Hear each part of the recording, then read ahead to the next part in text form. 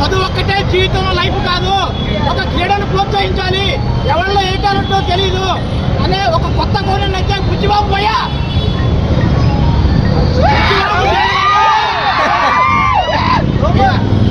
Direction అయితే చాలా బాగుంది. ఈ సినిమా నేను చెప్తున్నా 10కి 10 ఇచ్చినా తక్కువే, చాలా బాగుంటుంది ఈ సినిమా. ఇండస్ట్రీ ఎన్ని రికార్డులు కూడా బద్దలు కొడుతుందో నాకు తెలియదు భయ్యా. Thank you.